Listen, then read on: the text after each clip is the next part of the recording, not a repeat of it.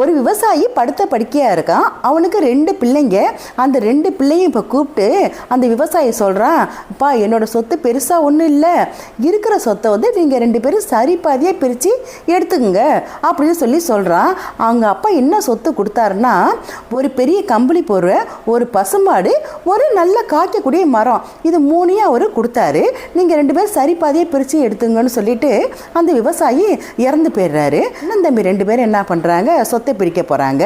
இல்லை தம்பி ரொம்ப விவரமானவன். அவன் என்ன சொல்கிறான், அண்ணா இப்போ நம்ம அந்த சொத்தை நம்ம 2 பேரும் சரி பாதி பிரிச்சுக்குவோம் அப்படின்னு சொல்லிட்டு இப்போ தம்பிக்காரன் என்ன சொல்கிறான், சொத்தில் வந்து முதல்ல கம்பளி போர்வை, இந்த போர்வையை வந்து நீ பகல் முழுவதும் நீ வச்சுக்க, ராத்திரி மட்டும் என்கிட்ட கொடு நான் வச்சுக்கிறேன் அப்படின்னு சொல்கிறான். சரிப்பா அப்படின்னு சொல்லிடுறான் அவன் அண்ணன். அடுத்து வந்து பசுமாடை என்ன பண்ணு, முன்பகுதி ஃபுல்லாக உனக்கு, பின்பகுதி மட்டும் எனக்கு அப்படின்னு சொல்கிறான். அதுக்கும் சரின்னு சொல்லிடுறான். அடுத்து வந்து நல்லா காய்க்கக்கூடிய மரம், அடிமரம் முழுவதும் உனக்கு, மேலே மட்டும் எனக்கு அப்படின்னு சொல்கிறான் தம்பிக்காரன். இவன் அண்ணங்காரன் இதோட சூட்சமாக தெரியாமல் சரிப்பா அப்படின்னு சொல்லிடுறான். மறுநாள்லேருந்து இவங்க 2 பேரும் சொத்தை பிரித்தாங்களே, இது பயன்படுத்த போகிறாங்க. மறுநாள் என்ன பண்ணுறான், அவன் அண்ணங்காரன் பகல் முழுவதும் அந்த கம்பளி போடுற எடுத்து வச்சுக்கிட்டு இருக்கான். ராத்திரி பொழுதாவது அன்னைக்கு நல்ல மார்கழி மாதம் பனி குளிர். இவன் தம்பிக்காரன் என்ன பண்ணுறான், அந்த கம்பளி போர்வை எடுத்து வந்து அவன் போத்திட்டு நிம்மதியாக படுத்து தூங்குறான். இவன் கேட்குறான், அண்ணன் ஐயோ நான் என்ன பண்ணுறது அப்படின்னு கேட்குறான். அதுக்கு தம்பி சொல்கிறான், நம்ம அப்படித்தானே நம்ம பேசணும், அப்படிதான் நம்ம வந்து பங்கு பிரிச்சுக்கிட்டோம் அப்படின்னு சொல்கிறான். இவனுக்கு அண்ணனுக்கு என்ன பண்ணுறேன்னு புரியல. சரின்ட்டு அவன் குளிரில் விடன்னு அப்படியே குளிரிட்டே அவன் அண்ணங்காரன் படுத்திருந்தான். மறுநாள் என்ன ஆகுது, பசுமாட்டுக்கு போய் இவன் அண்ணங்காரன் தீவனம்லாம் வச்சுக்கிட்டு இருக்கான்.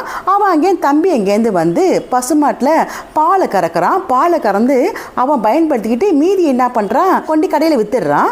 இவன் என்ன பண்ணுறான், அண்ணன் எனக்கு நான் என்ன பண்ணுறது அப்படின்னா நம்ம அப்படித்தானே பேசணும் அப்படின்னு சொல்லிடுறான்.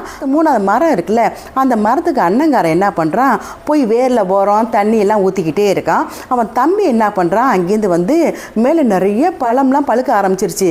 நிறைய பழம் பழுத்துருந்துச்சு. எல்லா பழத்தையும் ஒன்று விடாமல் எல்லாத்தையும் பறித்து அவன் எடுத்துகிட்டு போயிடுறான். எடுத்தோடனே எனக்கு என்ன பண்ணுறேனே புரியல, நான் என்ன பண்ணுறது அப்படின்னு கேட்குறான். அண்ணன் நம்ம அப்படித்தானே பேசுகிறோம், நம்ம அப்படி தானே சரி பாதியை பிரிச்சுக்கிட்டோம் அப்படின்னு தம்பிக்காரன் என்ன பண்ணுறான், அந்த பழத்தை எல்லாத்தையும் எடுத்துகிட்டு போயிடுறான். இவனுக்கு என்ன பண்ணன்னு தெரியல. என் அண்ணங்காரனுக்கு இப்படியே கொஞ்ச நாள் ஓடிக்கிட்டே இருக்குது. அண்ணங்காரனுக்கா ரொம்ப கஷ்டமாக இருக்குது. என்னடா நமக்கு எதுவுமே கிடைக்கலையே, நமக்கு எதுவுமே இல்லாமல் இருக்கேன்னு சொல்லிட்டு ரொம்ப வருத்தப்பட்டுக்கிட்டே இருந்தான். ஒரு நாள் என்ன ஆகுது, அவங்க அண்ணங்காரன் ரொம்ப சோகமாக வருத்தமாக அவங்க வீட்டு வாசலில் திண்ணையில் உட்காந்து வருத்தப்பட்டுட்டே உட்காந்துருக்கான். என்னடா எதுவுமே நமக்கு கிடைக்கவே இல்லையே அப்படின்னு ரொம்ப வருத்தப்பட்டு உட்காந்துக்கிட்டு இருந்தான். அந்த தெருவில் அந்த பக்கம் போன ஒரு பெரியவர் இவனை பார்த்துட்டு, ஏன்ப்பா இப்படி சோகமாக உட்காந்துருக்க, என்ன அப்படின்னு கேட்குறாரு அந்த பெரியவர். உடனே இந்த அண்ணங்காரன் சொல்கிறான், இந்த மாதிரி நடந்தது எல்லாத்தையும் அந்த பெரியவர்கிட்ட சொல்கிறான். உடனே அந்த பெரியவர் என்ன பண்ணார், அந்த அண்ணன்ட்ட காதில் ஒரு ரகசியம் சொன்னார், இந்த மாதிரி செய்யி அப்படின்னு சொல்லிட்டு அந்த பெரியவர் போயிடுறாரு. அதே மாதிரி மறுநாள்லேருந்து அந்த அண்ணங்காரன் என்ன பண்ணுறான், அந்த ரகசியத்தை பயன்படுத்துகிறான். என்ன செய்கிறான்னா, அந்த போர்வை இருக்குல்ல, அந்த போர்வையை தண்ணியில் நினச்சி வச்சிடுறான். ராத்திரி தம்பி வந்து அந்த போர்வையை போத்துறதுக்காக எடுக்கும்போது பார்த்தா அந்த போர்வை தண்ணியாக ஒரே ஈரமாக சோதனம் தண்ணியாகவே இருந்துச்சு. என்ன அப்படின்னு கேட்குறான். கோவப்பட்டு கேட்டான்.